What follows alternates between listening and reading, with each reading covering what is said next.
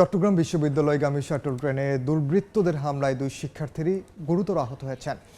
এর মধ্যে এক শিক্ষার্থীর মুখমণ্ডলে ধারালো ব্লেড দিয়ে উপর্যুপরি আঘাত করায় আতঙ্কিত হয়ে অপর শিক্ষার্থী চলন্ত ট্রেনের জানালা দিয়ে লাফিয়ে পড়ে মাথায় গুরুতর আঘাত পান।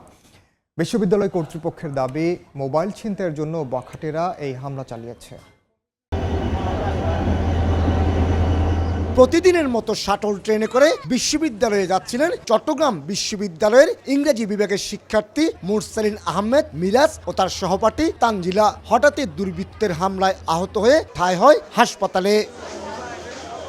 নগরীর একটি প্রাইভেট ক্লিনিকে চিকিৎসাধীন শিক্ষার্থী মুরসালিনের মুখমণ্ডল সহ শরীরে বিভিন্ন স্থানে ব্যান্ডেজ লাগিয়ে বন্ধ করা হয়েছে রক্তক্ষরণ। তিনি জানান, শাটল ট্রেনের শেষ বগির যাত্রী ছিলেন তারা। হঠাৎ করেই ওই বগিতে উঠে যায় কয়েকজন বখাটে। প্রথমে তারা মোবাইল ছিনিয়ে নিতে মুরসালিনের মুখ সহ শরীরে ধারালো ব্লেড দিয়ে আঘাত করে। ব্লেডের আঘাতে মুরসালিন রক্তাক্ত হলে আত্মরক্ষার্থে তানজিলা ট্রেনের জানলা দিয়ে লাফিয়ে পড়েন। এই সময় মাথায় আঘাত পান তানজিলা।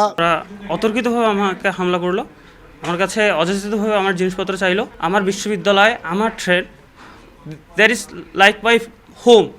ওখানে আমি এভাবে আক্রান্ত কিভাবে হতে পারি? মাথায় ইনজুরি হয়েছে, সেলাই হয়েছে, বর্তমানে চিকিৎসাধীন অবস্থায় আছে। বিশ্ববিদ্যালয় কর্তৃপক্ষ এবং ট্রেন কর্তৃপক্ষের কাছে আমাদের অনুরোধ থাকবে এই ধরনের ঘটনার সুষ্ঠু তদন্তের জন্য।